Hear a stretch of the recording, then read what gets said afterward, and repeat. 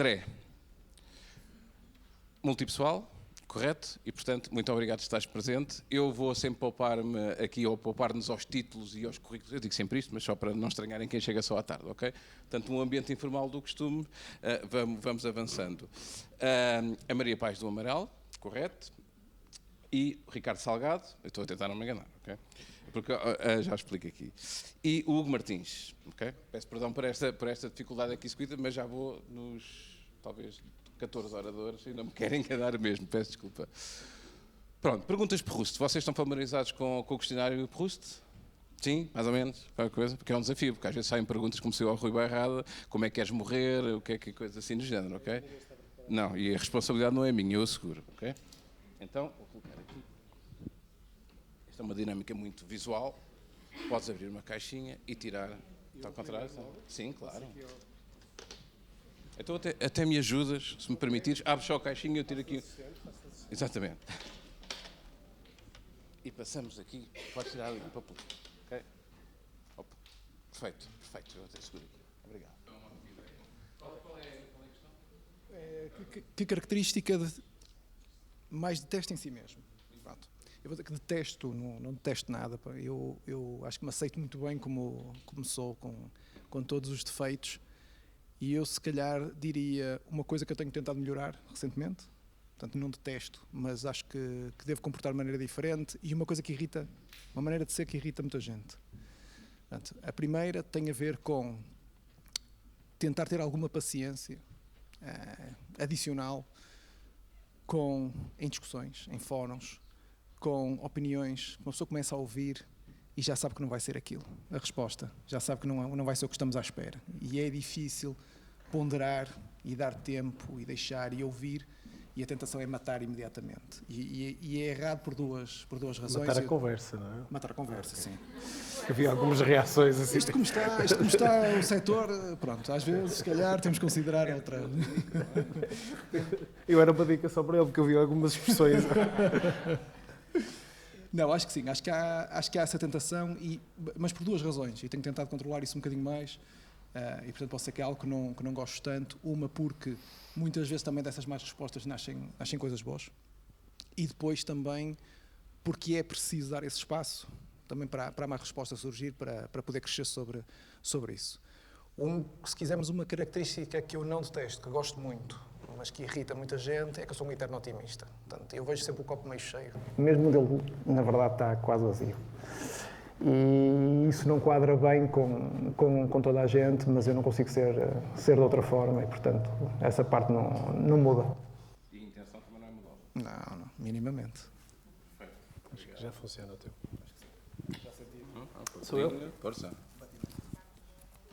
Nem tenho mão para segurar o microfone. Esta é fácil. Qual é o seu maior medo? Eu aqui atrevo-me só a falar pessoalmente, é perder um filho. Por isso é que este é fácil, este é o meu maior medo. O resto, eu acho que sou um corajoso, não é? Otimista também, às vezes somos um bocado, se calhar, tontos por isso, irritamos muita gente por isso, não é? Mas eu também, se há característica que eu acho que não tenho, é medo. Ou melhor, eu tenho receio, mas em novo, quanto mais medo eu tinha de fazer uma coisa, eu fazia. Mais velho, fui moderando um bocadinho esses ímpetos, percebi que nem sempre era uma boa ideia tentar testar o medo, não é? Mas na vida profissional eu uso isso. Quando eu digo, este meu feeling se calhar não vai dar bom resultado, eu vou testar. Tento fazê-lo de uma forma, tomar uma decisão bem fundamentada, mas muitas vezes tenho que tomar decisões que não tenho os dados todos para tomar decisão. E por isso há algum receio que a decisão não seja a correta, mas eu tomo decisões. Mas a questão era... Qual é o meu maior medo? Maior medo. Eu profissionalmente confesso que já passei por coisas boas, coisas menos boas e coisas muito más. E mesmo nas más eu conseguia sempre encontrar coisas boas para no final do dia dizer, pelo menos consegui pagar o dinheiro, consegui pagar a energia. Amanhã temos energia para vir trabalhar outra vez, por exemplo. Não é? E, portanto, não havia dinheiro para mais nada, mas eu consegui naquele mês pagar a energia. Disse, ok, não falta energia na empresa, portanto, e não tenho mesmo... Tenho medo de ser injusto com alguém, se calhar. Isso acontece e seguramente já aconteceu na minha vida, de ser injusto, mas quem toma decisões faz baseado num contexto, num conjunto de informação que tem, e seguramente vai algumas decisões injustas, mas naquele contexto, para mim, foram as melhores decisões. Portanto, um aumento de coragem, quando falamos em medos, vamos logo para o âmbito pessoal, naturalmente. Não, esse é aquele que me afeta diariamente. Claro que sim. Afeta-me diariamente. Obrigado. Ai, nem tenho direito a escolher. Está viciado. Depende, agora tenho medo qual é a questão. Eu também acho que devia É tirar melhor outra. outra. Acho que é melhor. Assim, posso escolher entre as duas. Uf. Qual é a sua ideia de felicidade plena? Vou ficar com a minha, Boa. se quiseres ver Boa. outra. Ideia de felicidade plena. É uma ótima pergunta. Para mim, o tema da felicidade é um tema de poder conjugar uma série de elementos que são importantes na minha vida. Em primeiro lugar, e aqui eu acho que a família fala sempre mais alto, claramente, ter a família perto, ter a família bem, ter a família feliz. Portanto, aí um elemento do qual eu não abdico e que faz parte de uma felicidade plena. Mas, ao mesmo tempo, para ser plena, para mim há dois outros elementos que também compõem esta plenitude. Um deles, a carreira, e, portanto, poder conjugar a família, a carreira, conseguir crescer, ter área de desenvolvimento e, portanto, ter oportunidades. E o terceiro, a competição. Eu monto a cavalo de manhã. Há pouco o João da Sonai estava a dizer, não é, que também faz alta competição, de manhã cedo. Eu também faço o mesmo género. Havia muitas coincidências. Também estudei no Colégio Alemão, também tirei Engenharia, também fiz um MBA. E, portanto, ainda para mais, ele chama-se João Amaral e eu chamo-me Maria Amaral. E eu achei realmente... Suspeito. Não, interessante. Coincidência ou suspeito? Coincidência. Achei muito engraçado, sei que ele já saiu, mas achei engraçado. E, efetivamente, eu diria que este é o trio de temas, sendo que a família é o pilar central e que, para mim, não posso abdicar. Muito bem. Já passa aqui. Já temos todos os micros? Agora vou ver Tudo primeiro. ok. Por isso todos e escolho. Claro, claro. Agora era o momento de faltar a luz, não é? Eu vou trocar. Podes ter. Não, eu vou ter que trocar, é mais fácil, porque socialmente isto faz mais sentido trocar. Eu sinto que estou a ser injusto com os anteriores. Não há problema. Mas- Olha, esta é ótima porque liga perfeitamente com todas as vossas. Eu sabia que tinha lido uma coisa qualquer diferente. É batata, não é? Eu acho que sim. Não, eu escolhi a mesma, estava a brincar. Exato. Dá mesmo. Nunca vais saber. Não, depois é melhor ler. Qual é o seu estado de espírito mental? Isso é ótimo. Tenho certeza que essa era a melhor. Então não é. Primeiro porque estou bem disposto, por isso é fácil de responder. E este questionário tem uma vantagem, é que nós podemos ser sempre socialmente corretos, usar o clichê, que está sempre bem. Por isso, obviamente, que é fácil de responder. Mas esta é boa porquê? Porque, efetivamente, nós falamos todos muito sobre saúde mental e estado mental e tudo mais, mas depois tocamos muito pouco de quando é que ele realmente se toca. E é engraçado porque, olha, eu estava a ouvir as vossas respostas e estava a pensar o que é que responderia se fosse eu. E obviamente, sempre muito em linha. Tanto no pessoal como no profissional, mas há algo muito interessante. Se calhar no meu maior medo, se eu fosse para o meu maior medo, no profissional e pessoal, é não perceber quando é que eu não estou em controle. Eu acho que esse talvez seja o meu maior medo.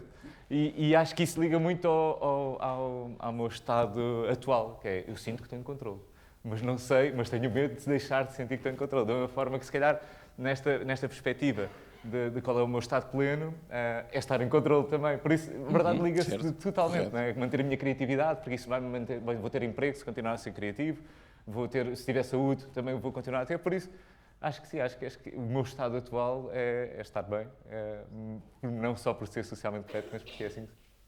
E sentes que é um momento, desculpem, vou fazer isto só para facilitar o processo, que é um momento que te sentes bem, que te sentes equilibrado, ou é algo que a tua carreira tem acompanhado sempre, na perspectiva profissional, sempre Sim, equilibrado? sempre.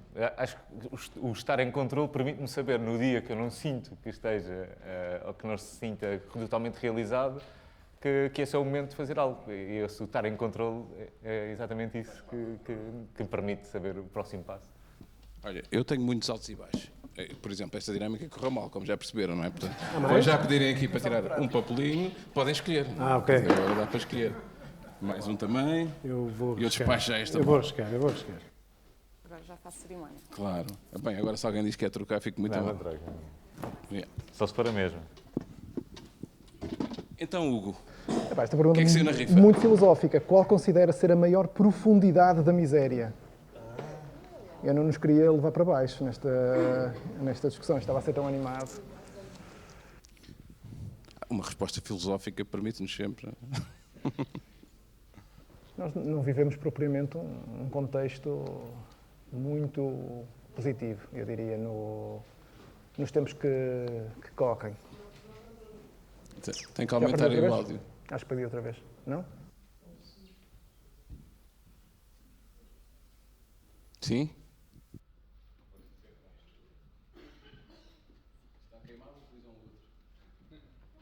Sim, sim.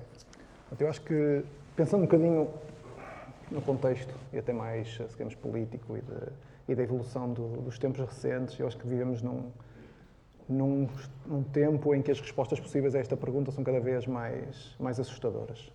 Eu acho que há eu ia dizer uma desresponsabilização, mas é uma falta de capacidade de responsabilização da maior parte dos atores, que leva a que atualmente aconteçam coisas que se calhar nós até há 2, 3, 4 anos nunca acharíamos possível. Portanto, e isso vai destapar, acho que, novos limites e novas dimensões daquilo que a gente pode pensar que são a miséria. Portanto, nós tendemos a olhar para isto no todo, e eu acho que vivemos uma série de anos consecutivos e temos sempre aquela ideia de que, na média, tudo está bastante melhor.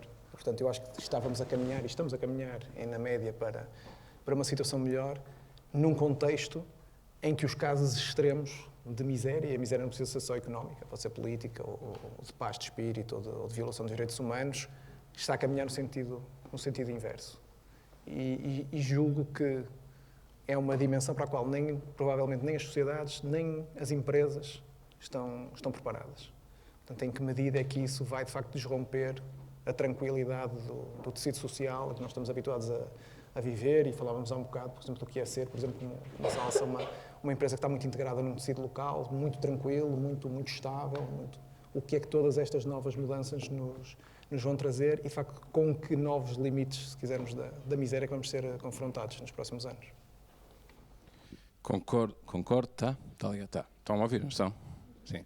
Concordo totalmente no que isto tem para concordar ou não. E lembrei-me de uma história, o Hugo e restantes também. Eu raramente repito histórias, seja que for, para não me tornar desinteressante, mas esta vou repetir, faço uma gravação que fiz há algum tempo atrás, em Lisboa, porque teve a ver com um episódio na campanha. E quando falamos da miséria humana, não é? Estava o tema relacionado com isso. Esquecemos muitas vezes, só que olhamos de uma forma universal, e vou ser breve, olhamos de uma forma universal e não olhamos tanto àquilo que nós podemos contribuir para que a miséria seja menor, não é? No nosso dia-a-dia, com pequenos gestos, não é?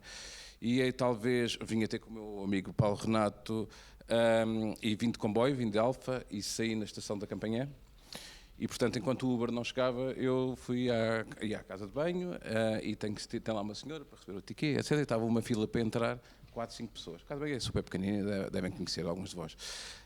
E estava a ouvir, não sabia se o som vinha de lá ou não, estava a ouvir um senhor dizer ajudem-me, mas não era acudam-me, não era nenhum desespero. Era de uma forma pausada, mas um bocadinho triste, e eu estranhei aquilo, quer dizer, certamente que tanta gente entrar na casa de banho, teriam 6 pessoas lá dentro e mais 3 para entrar na fila, alguém nos dava, não é? Quando chega a minha vez, porque aquilo só entrava quando saíssem os outros, quando chega a minha vez eu percebo que aquilo era um senhor que estava lá, eu diria que teria 70 anos, e que utilizou um dos individuais e não que isto tenha alguma coisa a ver, é só a fotografia exata, não é? Completamente decente da forma como estava vestido, do aspecto que tinha, tudo mais, só que sentou-se e não conseguia levantar-se. Pronto, e a casa também não estava preparada para ele conseguir. E então tinha a porta aberta, o que já perde alguma dignidade, não é? Se quisermos no conceito normal ou tradicional. E todas as pessoas que passaram por aquela porta, ninguém foi capaz de estender um braço só para o senhor se levantar. O senhor nem me deixava quase depois sair da casa de banho e da estação quando saiu para me agradecer porque eu estendi um braço. Fui eu que fui fantástico? Não, eu só estendi um braço. A questão não é essa, não é? Até, eu agradeço de qualquer forma, não queria ser indelicado, mas como foi só um, estava à espera, faz uma ovação. Obrigado.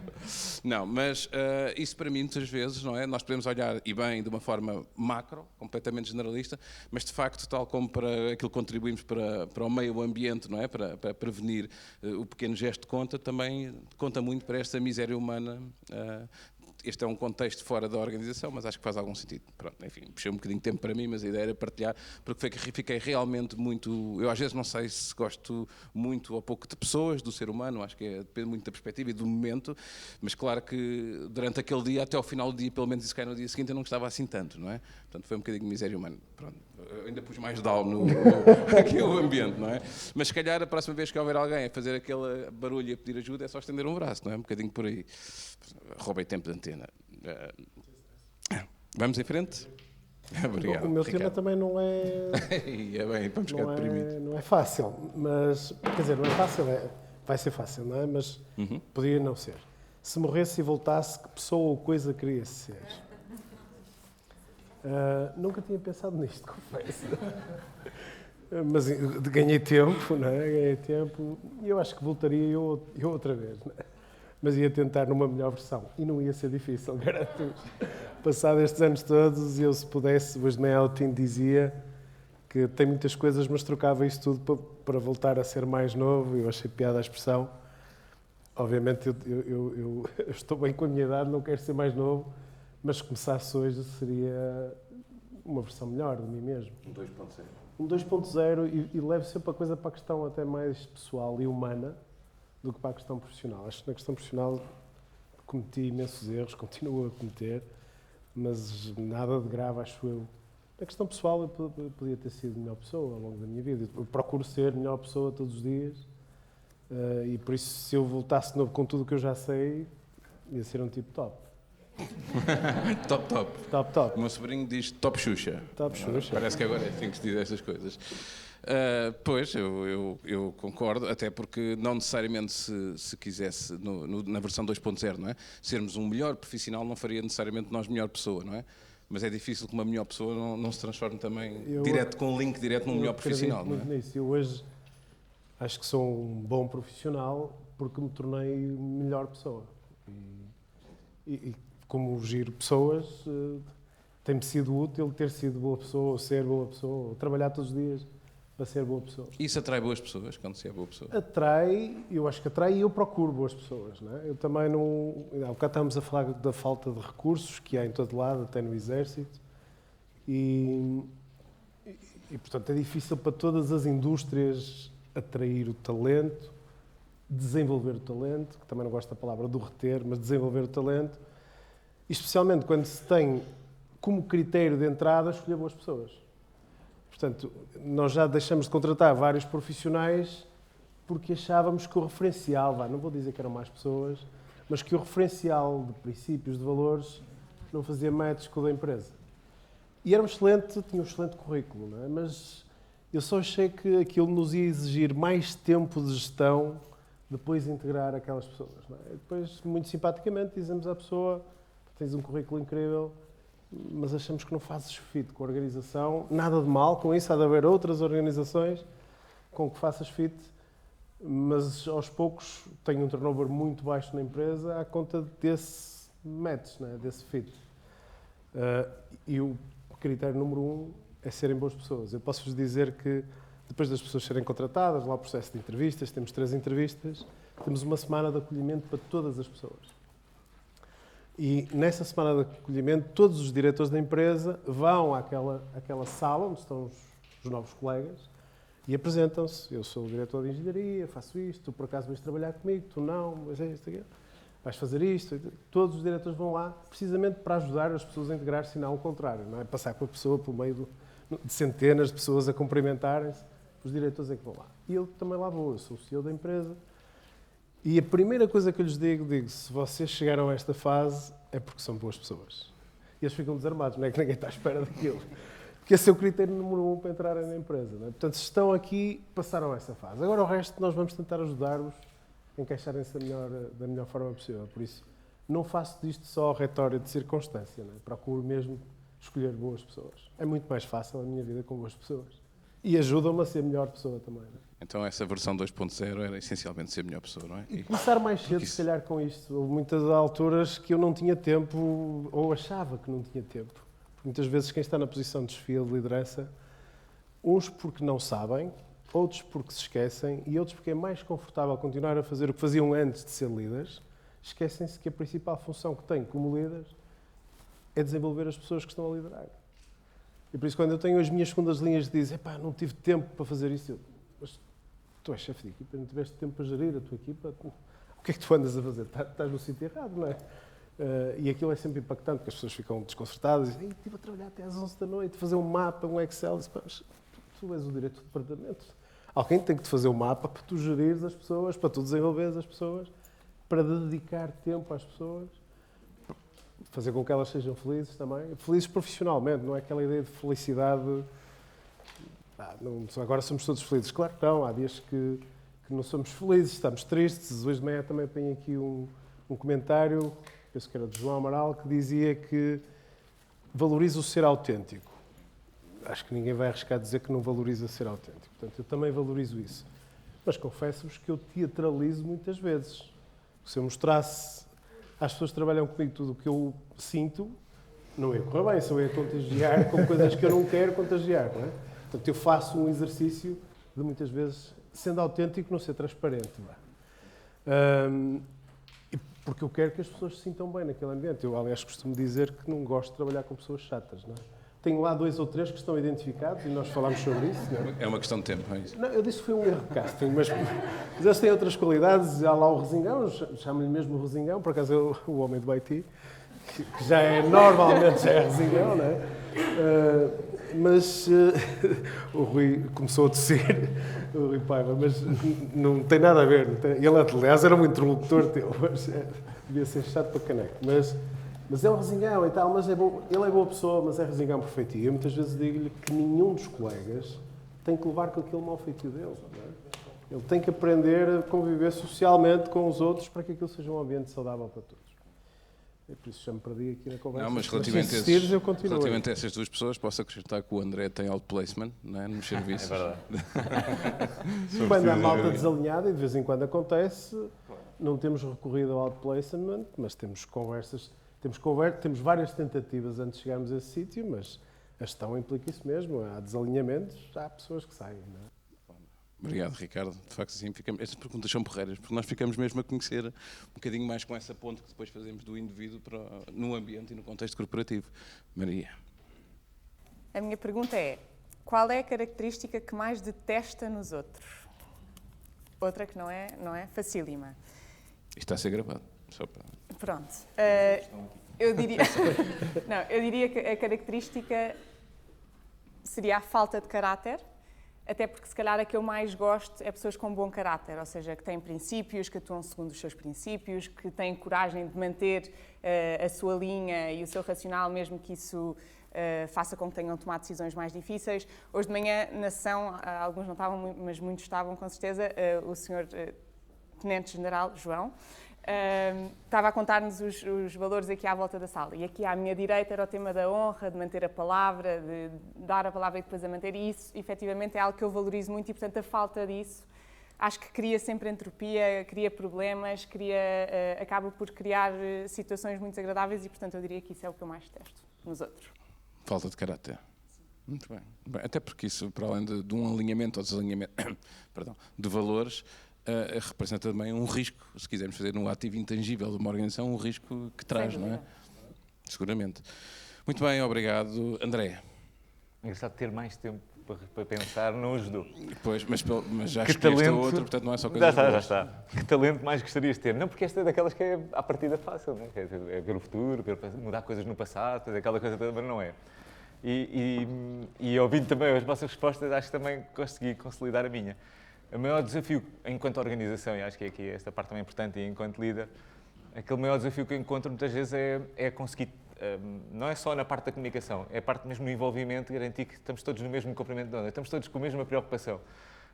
E acho que essa capacidade, ou essa super capacidade, é uma coisa que é importante existir, mas é impossível quando, obviamente, existem pessoas que têm prioridades diferentes, ou que têm ambições diferentes, ou que têm mesmo formações diferentes.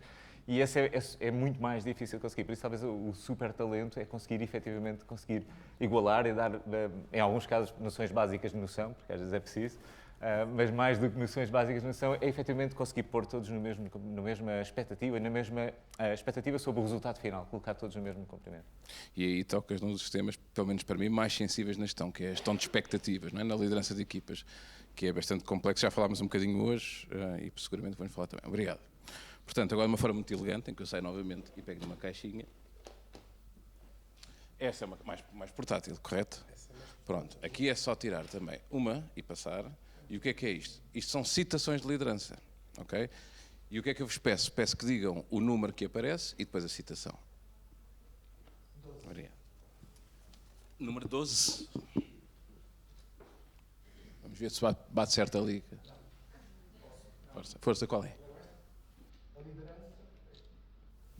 A liderança é a capacidade de conduzir os outros a um lugar a que eles nunca foram antes. Verdade.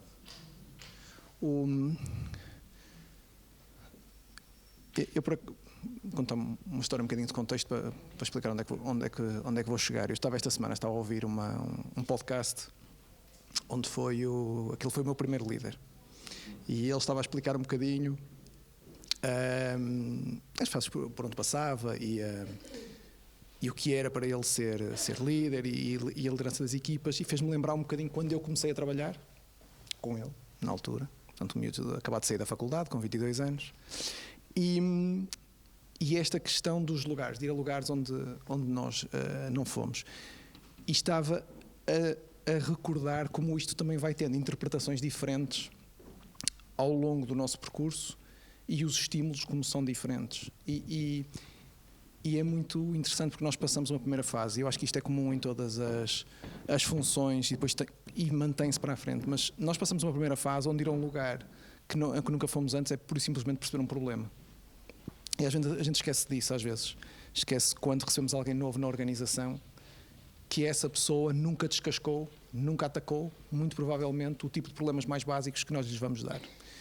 E achamos que ela tem que saltar já para um estádio, se quisermos, final. E eu já digo onde é que chego. Portanto, eu acho que há essa primeira fase. Depois há uma segunda fase, que é uma fase que eu tento trabalhar muito com as minhas equipas, até porque recrutamos e temos uma estrutura que é com uma senioridade relativamente média ou elevada, que tem a ver com ser capaz de propor uma solução. Portanto, e isso também para muita gente, e aí surpreende-me quando encontro em perfis um pouco mais séniores essa falta de, eu não diria capacidade, mas muitas vezes há vontade de fazer isso. Portanto, gente que é muito boa a partir um problema às postas, mas que é incapaz de dizer, ok, mas destas coisas todas eu acho que devíamos fazer isto.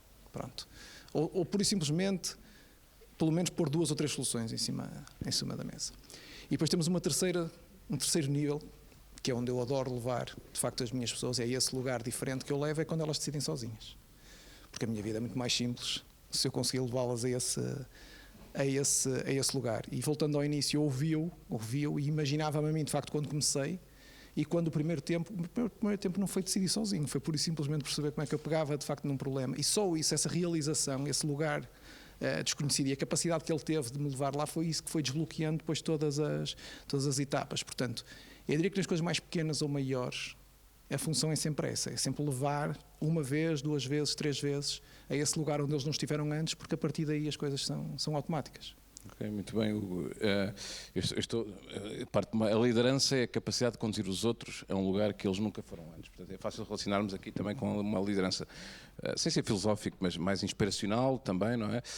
E eu aqui, como prometido, lanço sempre aqui algumas questões à plateia, para provocarmos um bocadinho também, não é?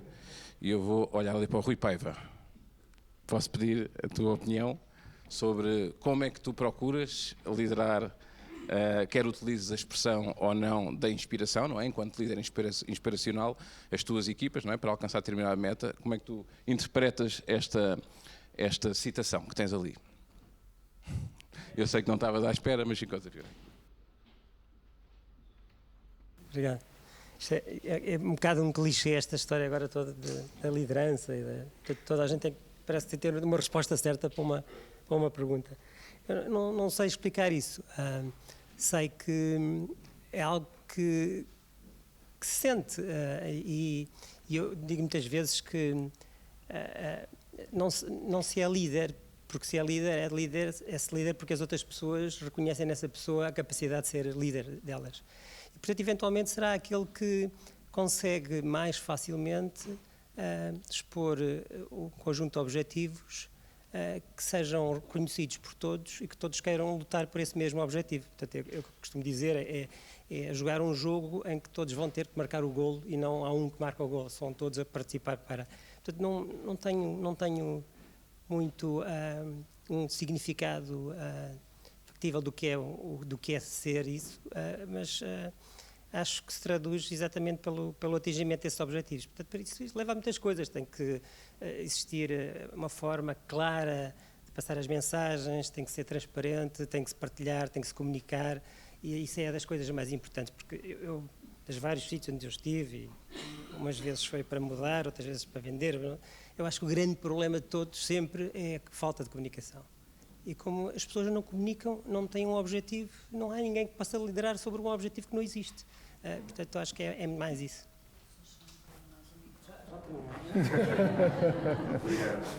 Obrigado. Estamos aqui a fazer uma gestão otimizada de recursos de micro. Obrigado. E também tenho uma que tem que ver com isto e tem muito a ver comigo, esta. que é número 3. Número 3. A maior habilidade de um líder é desenvolver as habilidades extraordinárias em pessoas comuns. De alguma forma tem a ver com a anterior. Eu tenho tantas coisas para dizer sobre isto que eu vou ver se organizo aqui os pensamentos e não ser amassador. Ao final destes anos todos da minha vida a liderar pessoas, eu descobri esta fórmula. Esta é a fórmula mais, não vou dizer mais rápida, mas mais certa das pessoas se reverem num líder. Há aí uma teoria dos 5 níveis da liderança em que diz que as pessoas seguem-nos porque tem que ser, não é? Acabei de contratar alguém que vem trabalhar comigo, diz, olha, este tipo é o teu chefe. Diz, ok. E ele segue, não é? Depois seguem porque querem, dizem, ok, eu vou seguir este tipo, que eu parece-me que vou a algum sítio com ele. Depois seguem-nos pelos resultados que nós conseguimos como líder para a empresa como um todo. E o quarto elemento, as pessoas seguem-nos por aquilo que nós somos capazes de fazer por elas. Não como seres humanos, mas como profissionais. As desenvolver, as inspirar a chegar a sítios que elas achavam antes que não conseguiam chegar antes. Estou aqui pessoas que já foram da área do desporto, mas são da área das pessoas. Isto no desporto é frequentíssimo ver. Eu tenho atletas em casa, eles acham que não conseguem fazer determinada coisa, mas ao final de treinar umas quantas vezes, com a palavra de confiança ao lado, eles conseguem chegar a sítios. E num profissional é a mesma coisa. Eles chegam novos, mais velhos, a fazer coisas que nunca fizeram antes, e se o líder não tiver a capacidade de perceber o potencial, os skills que ele tem, e somar-lhe competências, somar-lhe experiências, dar-lhe espaço para ele poder errar, para ele ir crescendo, ganhar confiança e desenvolver isso, vai só ter ali uma pessoa em cativeiro para ser um chega-miço, como eu costumo dizer. Se um líder conseguir olhar, ter tempo para olhar e dizer assim, ele entrou para fazer isto, mas eu acho que ele daqui a 2 anos pode estar a fazer isso. Eu faço sempre essa pergunta a quem entra, que é o que é que tu esperas estar a fazer daqui a 2, 5 anos? Não é? E às vezes até fico constrangido com as respostas que me dão, porque as pessoas são pouco ambiciosas, comparadas comigo pelo menos. Não é? Não, para mim está bem, eu só quero fazer isto. Eu disse, não, estás a começar mal, tu tens que querer fazer uma coisa maior que isto. Não é? E por isso eu acho que nos compete a nós, que gerimos pessoas, esta dimensão de as desenvolver, de lhes dar ferramentas e competências que os permitam ser, e isso é que eles, a maior parte das vezes, da experiência que eu tenho, as pessoas recordam-se das vezes que eu as ajudei a ser melhores profissionais. Não foi dos resultados que eu consegui com eles todos atingir, foi você tirou-me desta área, pôs-me naquela área, deu-me o apoio, deu-me as ferramentas, e eu hoje sou uma pessoa extraordinária e eu já estive num sítio em que a minha secretária passou a ser a CFO da empresa. E, portanto, só para vocês verem a atitude da coisa. Né? Ela tinha competências para aquilo, aceitou um emprego para ser secretária, era licenciada em Economia, tinha um MBA, mas não tinha emprego, numa altura em que faltava emprego, e ao final de 2 anos ela acabou a diretora financeira da empresa. Não é? Portanto, acho mesmo que isso faz parte, e já agora, o nível 5 da liderança, as pessoas seguem-nos por aquilo que nós representamos para elas, pelos valores, pelas referências que temos. Isso é o pináculo, digamos. Isto é um bocado teórico, mas, enfim, na minha vida eu fui aplicando isto e vivendo isto bem. Isso não significa que um líder não tenha que corrigir. Estou a falar de desenvolver, também significa corrigir, não é? Volto outra vez àquela ideia de felicidade um bocadinho patética, que parece que nós nunca podemos dizer nada a ninguém, porque senão vamos chatear a pessoa, melindrar a pessoa, não é? Isso faz parte, não é? O erro tem que ser admissível, esse ambiente tem que existir para que a inovação apareça, também não estamos nesse registro, mas o líder coordena, lidera, orienta, não deixa que aquilo, não vou dizer nada, porque senão a pessoa vai triste embora, então esta geração mais nova e tudo, vai triste embora, etc. Finalmente, e para me calar, também acho que é mais importante inspirar as pessoas, não com os objetivos que o Rui falava, mas com uma visão de onde queremos chegar.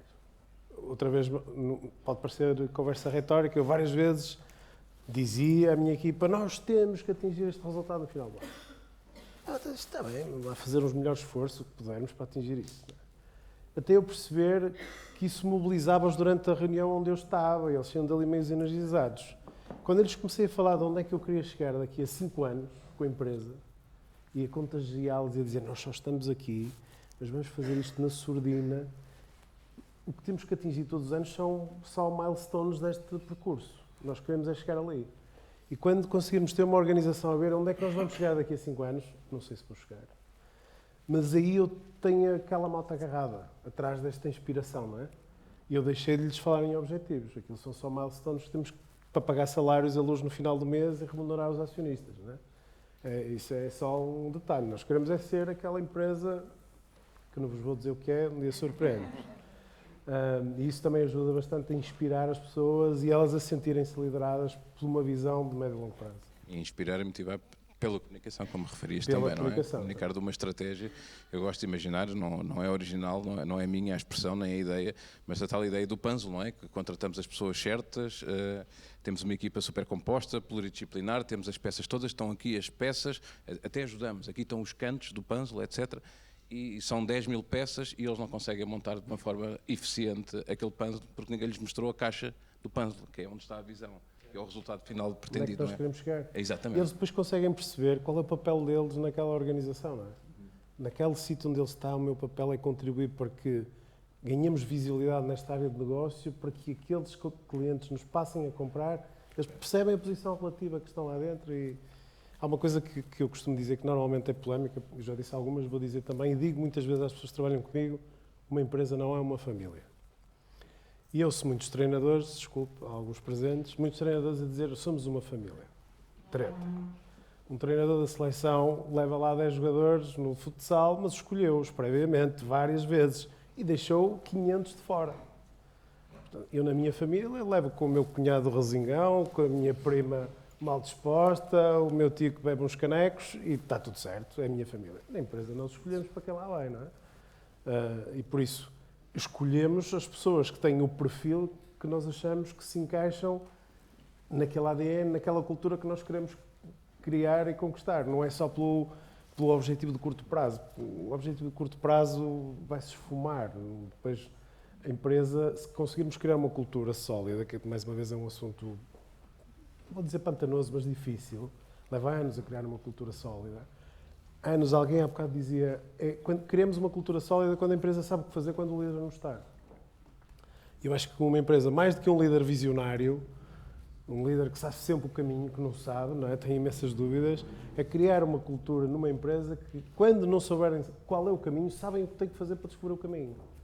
E não ter lá alguém que diga para a esquerda, para a direita, não é? As pessoas dizem, não sabemos qual é o caminho, como é que vamos fazer? Vamos reunir todos e encontrar o caminho. E isso é também em si mesmo inspirador e mobilizador e as pessoas gostam de estar num ambiente desses. Nem sempre fácil de construir. Eu vou passar aqui ao professor Jorge Araújo. Posso-lhe pedir a opinião sobre este tema? Pode pedir à vontade. Muito obrigado. Até lhe dou um micro. Para levar porradas já, não é? Eu vou-lhe pedir uma coisa, é pôr-me diferente para as pessoas, para não falar. Claro que sim, está perfeitamente à vontade.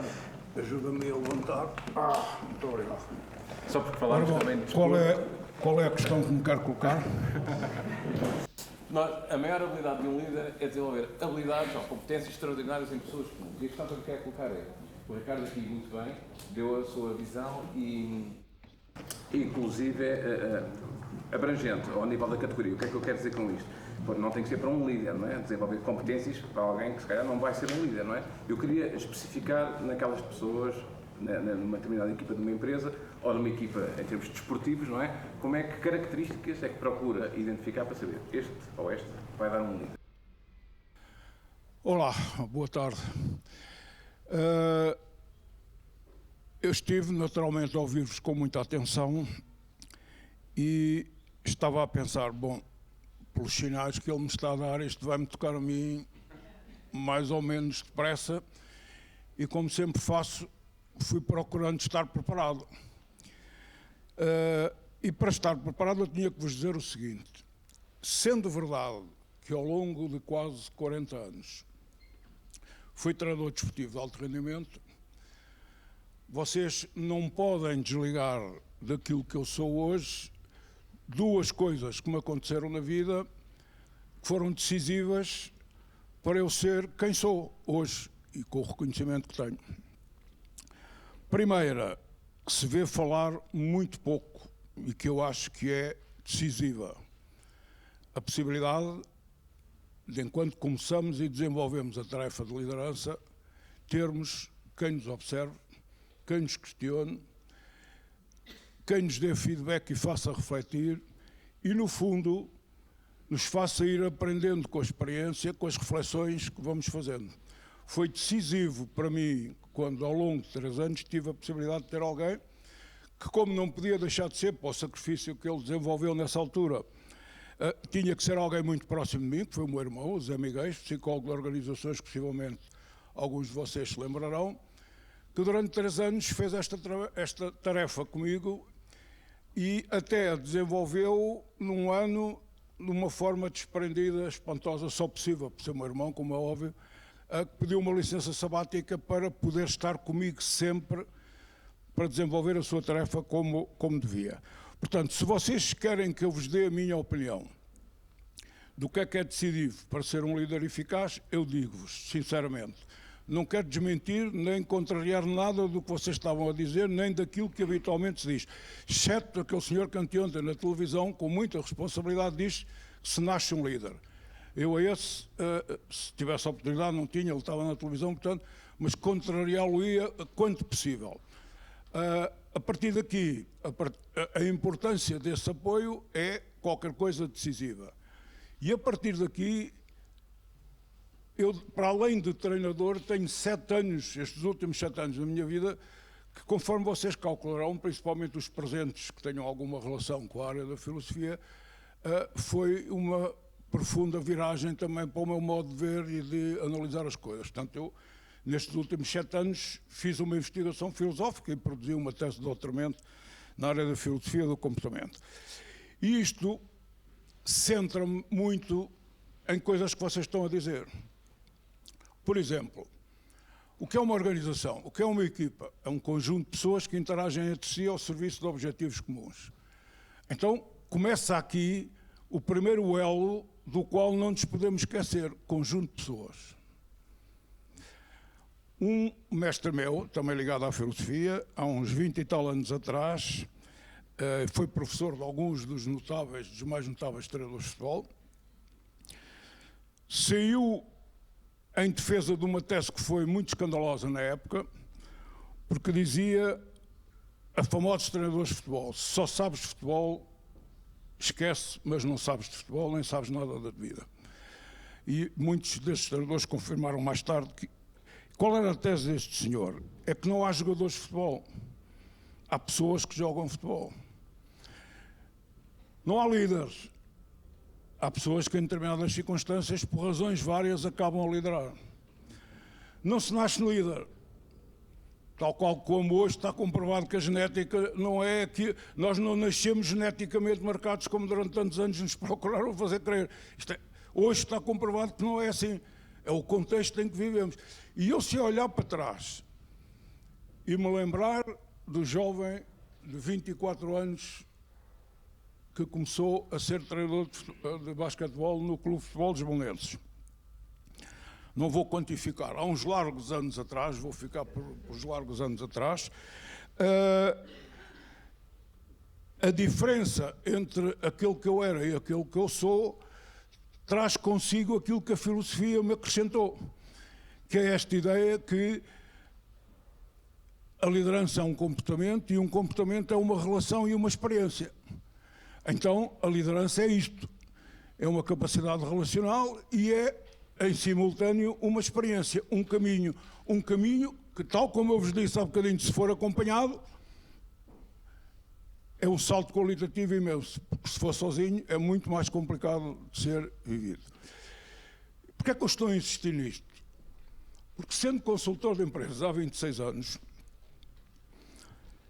sendo verdade que há uma clara evolução no reconhecimento dessa importância, não vejo tão reconhecido assim, em termos globais, não particularizo, o reconhecimento da importância, se queres ser líder, verdadeiramente encontra quem te ajuda a ser, porque bem vais precisar ao longo do teu caminho e da tua experiência. Continuo a não ver o reconhecimento cabal disto, e isto é de fundamental importância. Portanto, se poderia dar uma ajuda, a ajuda que estou a procurar dar é, não esqueçam que as organizações são conjuntos de pessoas que interagem entre si ao serviço de objetivos comuns. E as pessoas, como tal, têm as suas dificuldades e os seus problemas. Vocês vejam, um grande mestre norte-americano, nessa altura eu não percebi o que é que ele me estava a dizer. Hoje eu sei o que é que ele me estava a dizer. Mas ele dizia-me assim, eu perguntava-lhe, mas ouça, o que é que eu faço para ser eficaz na minha relação com os jogadores ao nível a que eu sou treinador? E a resposta dele, na sua simplicidade, chocou-me. Dá-lhes individual e coletivamente aquilo que eles precisam em cada momento. Foi o que o senhor me disse. Ora, para eu ser capaz de dar às pessoas que estou a liderar, em cada momento, individual e coletivamente, aquilo que elas precisam em cada momento, eu, como pessoa, já tenho que estar num estádio completamente diferente daqueles que a maioria de nós está quando começa a liderar. Esta é a questão. É que a gente... Eu percebo a utilidade destas afirmações, destas frases e... Vocês reparem, confundimos tanto esta questão da liderança que, de repente, um jovem com quem eu trabalho me disse isto. Você já viu, já leu o livro que acabou de sair do Paulo Finuras, A Bioliderança? E eu disse, não li. É que ele diz lá no livro precisamente o contrário daquilo que a gente anda a defender aqui na empresa. E eu disse, deixa-me ler o livro, pá. Eu preciso ler o livro para ter uma opinião. Por outras palavras, e desde a primeira folha que eu comecei a ler, ele diz precisamente o mesmo, diz é por outras palavras. Percebe? Ou seja, a gente não... Esta questão das frases e de... Reparem só, outro grande mestre meu dizia-me assim, mas está bem, a gente aprende a imitar, mas como é que tu imitas um líder se o líder que teve esse sucesso e escreveu esse livro fê-lo num determinado contexto que não é aquele onde tu estás a trabalhar? Como é que tu queres imitar esse processo, que é um processo que não é o processo? Estão a ver? Portanto, a questão das pessoas é para mim a questão agora que eu gostaria de me centrar e se me perguntam a opinião, como foi o caso... Eu agradeço imenso. Se me perguntam a opinião, como foi o caso, é por aqui que eu digo que a grande dificuldade da liderança é que nós somos pessoas que interagimos com pessoas ao serviço de objetivos comuns. Este é que é o problema. E daí o desafio é esse mesmo. Temos aqui estas citações para contestá-las até, não é? Sim, e temos enormes dificuldades. Eu lembro-me do que eu era com 24 anos, quando comecei a ser treinador profissional. Então estou curioso agora, porque no painel que vai participar a seguir nós temos um vídeo, inclusive que está relacionado com o desporto também, com a liderança. E que vou pedir a sua opinião, mas muito obrigado, porque de facto esta diversidade e de experiência, não é? Também que nós temos. Mas eu concordo, muitas destas citações... basta dar aqui o... Mas obrigado, professor. são realmente contestáveis e depende do indivíduo, depende do contexto, não é? Perfeitamente. Muito obrigado. Vamos? Vamos passar à minha citação. Sim, eu vou por fazer favor. um último Maria. comentário a esta, claro, porque claro. há um tema que me intriga, que é pessoas comuns. Todos somos pessoas singulares, pessoas únicas, todos temos superpoderes ou habilitações extraordinárias, às vezes estão escondidas, não sabemos quais são, ou as pessoas ainda não as descobriram, mas efetivamente é a responsabilidade do líder, como o Ricardo comentava, conseguir desbloquear, conseguir libertar esses superpoderes, essas habilitações extraordinárias. E, portanto, só isto porque é algo que me intriga nesta situação. Abraham Lincoln. Eu sei, mas queria comentar porque não faz efetivamente... correto, eu concordo também com isso. Exatamente. Perfeitamente. Muito bem, e então passamos à minha citação. Voltamos com a palavra comum, está muito na moda neste painel. Qual é o Se número? você... 4. Número 4. Se você não está disposto a arriscar, esteja disposto a uma vida comum. Voltamos ao tema comum, mas eu acho que traz aqui um tema novo, que é o tema do risco e a importância do risco num líder, não é? Se um líder não arriscar, não cresce, não diversifica, não leva a empresa mais além, não arrisca na sua visão qual é que é o caminho, para onde é que quer ir, pensar um pouco diferente do que as outras empresas estão a fazer, também o arriscar na execução, como é que vai levar, no fundo, a sua visão à prática. E, portanto, eu acho que o risco é um tema muito importante e quase inerente a qualquer líder que, no fundo, tenha sucesso. É necessário arriscar e, hoje em dia, cada vez mais, com avanços tecnológicos, quase que se não arriscarmos, não ficamos numa vida comum, mas perdemos a relevância ou deixamos de ser competitivos e há aqui uma importância deste risco. Eu acho é que há duas vertentes no risco e na liderança que devem ser tidas em conta. Um lado é, sim, arriscar, mas estar pronto para, se a coisa não correr bem, rapidamente poder mudar ou ajustar a estratégia, conseguir monitorizar o que é que está a acontecer depois de tomar o risco e conseguir, a partir daí, reformular, ajustar e definir o novo caminho, por um lado. O segundo tema seria aqui o risco calculado. Nós, hoje em dia, temos dados, inteligência artificial, temos uma série de ferramentas que, se calhar, antigamente não estavam tão à mão e que nos ajudam a também conseguir prever com maior certidão o risco que estamos a tomar e, dessa forma, o risco também ser mais calculado. Seriam os meus comentários a esta citação. Isto me parece muito bem. E eu tenho uma pergunta, que é, se você não está disposto a arriscar, esteja disposto a uma vida comum. Isto na primeira pessoa, na realidade, não é? E mesmo quando nós estamos dispostos a isso, qual é que é a nossa capacidade, ou a capacidade da Maria, ou do contexto onde está inserida, para desenvolvermos, ou até aceitarmos, não é? Que também as nossas equipas assumam, também de forma corajosa, riscos, não é? Porque nós achamos que controlamos sempre tudo e, portanto, nós podemos assumir determinados riscos. Nem sempre podemos dizer que a equipa também é estimulada para assumir riscos calculados, mas nem sempre estamos predispostos a que, de facto, assumam esses riscos, porque controlamos menos a partir daí. De acordo. Eu sou uma pessoa super, ou que gosto muito de arriscar, portanto, a partir Somos daí, dois. como statement, mas relativamente às equipas, eu acho que mais do que dar-lhes a liberdade de arriscar, eu acho que aí é importante a confiança que temos nas nossas equipas, o desenvolvimento das equipas para depois também poder dar essa abertura, mas vou pegar mais no tema de a liderança não como autoridade, não como controlo, mas como responsabilidade. E é importante também nós termos noção de que quando arriscamos, estamos a arriscar toda a gente que está connosco, toda a nossa organização e, portanto, o tema da responsabilidade eu diria que aqui é um tema muito importante. Vou dar um exemplo, estávamos a falar do MBA há pouco, nas diferentes intervenções. Um dos casos que nos contaram no MBA e que eu acho que aqui o tema do risco é importante, era sobre uma empresa que todos conhecem seguramente, porque ainda é minimamente recente, empresa que alugava cassetes para nós vermos o filme em casa e depois nós devolvíamos a cassete, toda a gente sabe quem é. E houve os avanços tecnológicos, apareceu o streaming online, Netflix, HBO, etc. Não houve aqui uma tomada de risco na tecnologia, nos avanços, e a empresa acabou por desaparecer, não é? E por fechar.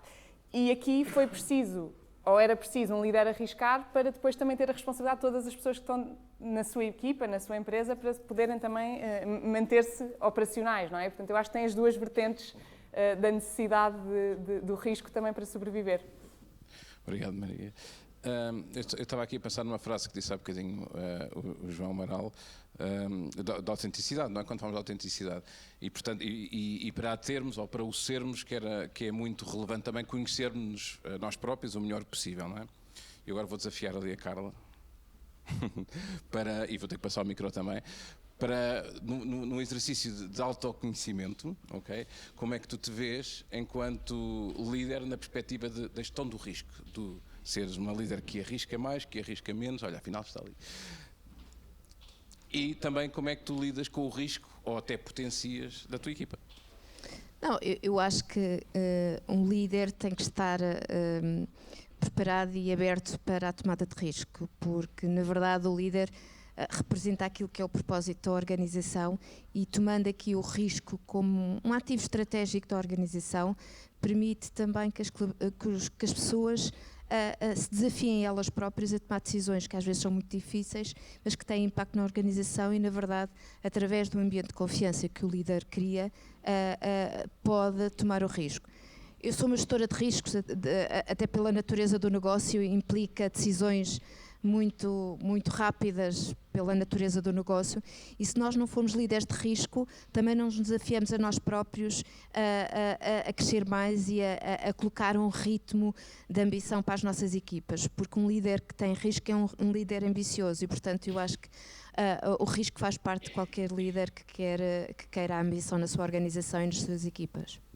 E, portanto, tu és uma líder que lida com o risco todos os dias, não é? Sim. O próprio negócio assim implica, mas para além disso és enquanto pessoa, enquanto Carlos, uma pessoa que arrisca também. Sim, tomei decisões pessoais de risco, de mudar de organização para começar de uma empresa do zero e, portanto, trabalhar numa empresa em que estava altamente estruturada durante 20 anos, em que estava na gestão de topo e começar uma empresa do zero, em criar uma conta, objeto social, criar a equipa do zero. Posso-vos dizer que tive muitas borboletas na barriga, tive de trabalhar 4 meses em casa quando ainda era período de Covid e, portanto, ninguém estava habituado àquilo que é o teletrabalho hoje como usual.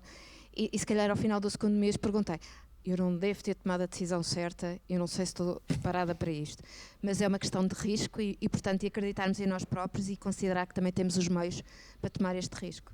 E compensou. E compensou muito. Obrigado, Carlos. André, tiveste Estou a dois. imenso tempo. Tive imenso tempo, não, mas perfeito, está ótimo. Agora desta vez ajudou. Não. Diz o número, por favor. É 2. É 2. E estou totalmente em desacordo com ela, porque em português fica mal. mal. O verdadeiro líder é aquele que conhece o caminho, anda pelo caminho e mostra o caminho. E isto é talvez o maior desafio nas organizações, é sempre a expectativa de que o líder é hierárquico e é hierárquico sabe o caminho. E dizia bem que não é bem assim. O caminho são vários milestones, mas se nós não o conhecemos, se conhecêssemos, sabíamos como é que se fazia, não dávamos esse desafio e não sofríamos para o fazer. E eu acho que essa é a primeira aprendizagem da sentença e talvez seja a tradução literal em português que traz o desafio, mas o líder, na verdade, e este desafio, e como eu disse, é um grande desafio da organização, é o líder, ou pelo menos o líder hierárquico, haverá de saber o destino, ou pelo menos a ambição, o crescimento que é esperado, o local onde se quer chegar. Não saberá, como é óbvio, o caminho, mas o líder tem um papel essencial naquilo que é a formação de outros líderes na organização, que esses sim vão construindo este caminho e que vão fazendo. E mais do que o clichê de formar líderes, são as ações reais que se consegue produzir numa organização para criar esses líderes. Eu, por exemplo, eu gosto de dar autonomia às minhas equipas, mas o conceito de autonomia para as pessoas que trabalham comigo e para as pessoas em geral, para todos nós em geral, é diferente. O meu conceito de autonomia é diferente do teu e o teu desejo de autonomia pode ser completamente diferente do meu. E isso não necessariamente eu sou um melhor líder porque dou autonomia às pessoas, mas sei que quando estou, a minha forma de gerar líderes, ou pelo menos de tentar desenvolver líderes, é na procura de alguém que queira ter essa autonomia e que queira o fazer, criar o caminho em conjunto com todos para o fazer acontecer. Eu comecei a minha carreira na PT e trabalhei 13 anos numa organização onde toda a gente queria ser líder, mas não era na perspectiva de passar à frente uns dos outros, era de mostrar trabalho. Talvez tenha sido o enquadramento do tempo, do momento. Era muito natural isso acontecer. Todos queríamos ter o lugar do acima. E hoje eu noto na organização que há muita expectativa ao contrário, que nas organizações tem muita expectativa de que o líder vai dizer para onde é que nós vamos, por isso é um trabalho dele, não há mais ninguém a querer fazer esse caminho. Eu noto que talvez esse desafio seja o maior desafio dos últimos 20 anos, do tal desenvolvimento de novos líderes nas organizações, que temos que recuperar com uma urgência para que consigamos conviver com esse ecossistema de vários líderes, que não necessariamente são líderes hierárquicos, nós podemos seguir outras pessoas, não necessariamente que são hierarquias, e isso temos que dar espaço na organização para que existam estes líderes. E não digo tirar a pressão do líder hierárquico, porque não é esse o objetivo, mas de entregar-lhe então soluções e menos expectativas do qual é o caminho que vamos percorrer e trazer então os tais vários caminhos, com obviamente cada configuração. E isto, na verdade, também liga ao risco, porque o acionista, quando me escolheu para gerir uma empresa, foi na perspectiva de que eu vou aceitar tomar decisões que têm riscos alinhados, obviamente, com aquilo que é a perspectiva do negócio. Mas no momento em que passa a ser também o empresário, e estou a gerir o risco, que é a minha empresa, é completamente diferente e o conceito de risco muda completamente, porque o meu conceito de risco é completamente diferente de todas as pessoas na organização. E por isso eu não posso ter a expectativa que as outras pessoas interpretem, a organização interprete aquilo que eu considero risco, que às vezes até é colocar em causa coisas pessoais e tudo mais, para conseguir, bens pessoais para conseguir que a empresa consiga chegar ao seu fim, que isso é interpretado na organização, ou que isso passa sequer para a organização, como diz há pouco, que se calhar aquilo que eu sinto, eu não quero que toda a gente sinta, nem quero que isso transpareça. Né? Por isso, o líder tem aqui um papel mais de desenvolver. Para mim, o líder real é aquele que desenvolve e que cria condições para criar os líderes, interpretando o que está do outro lado, do que propriamente criar este caminho passo a passo de como é que se faz. Bem, o verdadeiro líder é aquele que conhece o caminho, aquele caminho que mostra o caminho. Tem qualquer coisa ali também de visionário, na perspectiva que não é só o walk the talk, não é? É também mostrar o caminho para que outros façam o mesmo. Sim, e percorrer o caminho eu acho que é também mais o conceito do leading by example, não é? É fazer também e fazer parte da mudança. E isso faz todo o sentido. É mais no específico do português, de conhecer o caminho, é que pode ser estranho. Então eu terminava este painel dirigindo esta mesma questão. Não, era exatamente por isso. Temos aqui um mind melt que eu não estou a perceber cada vez que o Tiago me quer fazer uma pergunta ou quer dizer alguma coisa. Eu só queria desafiar, uma vez que estamos a falar liderança eminentemente em contexto empresarial.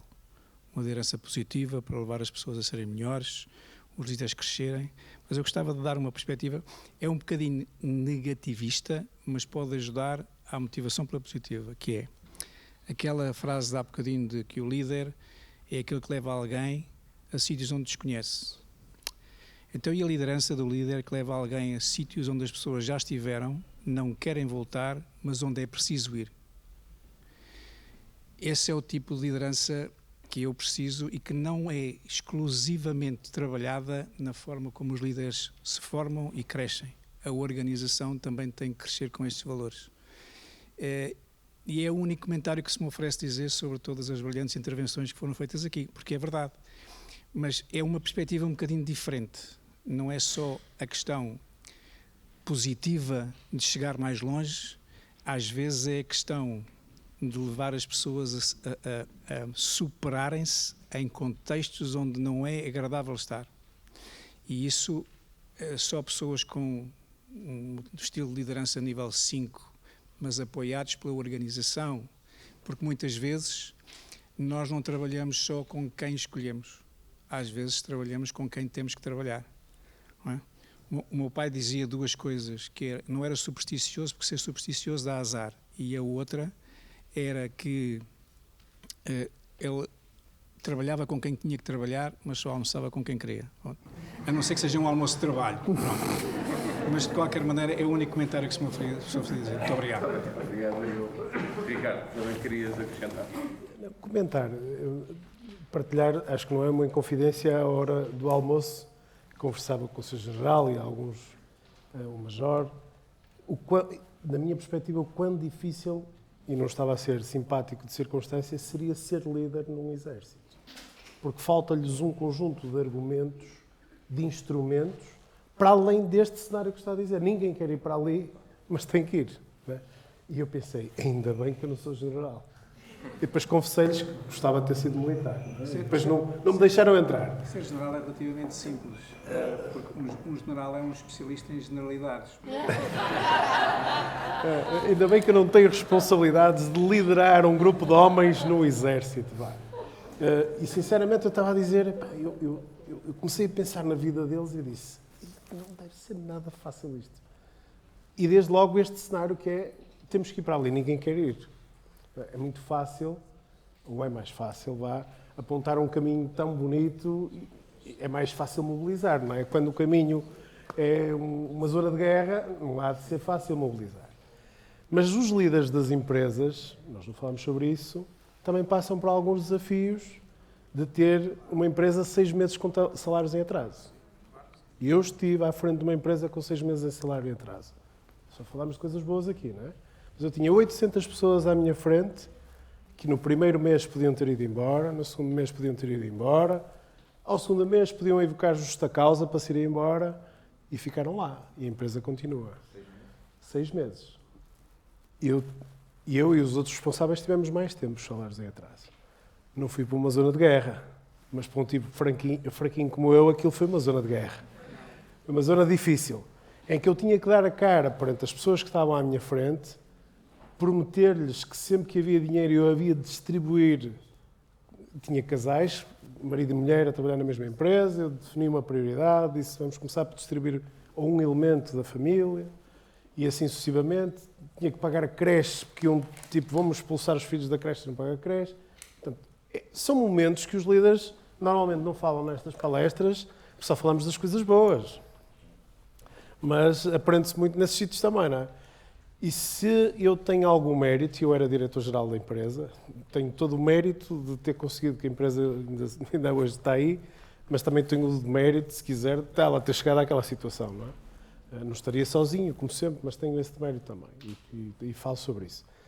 Mas o meu mérito, aquilo que, quando às vezes me perguntam de que é que te orgulhas, foi ter uma equipa que esteve 6 meses sem salários a continuar a trabalhar para a empresa não fechar. Isso acho que foi um bom ato de liderança, numa zona onde ninguém queria estar.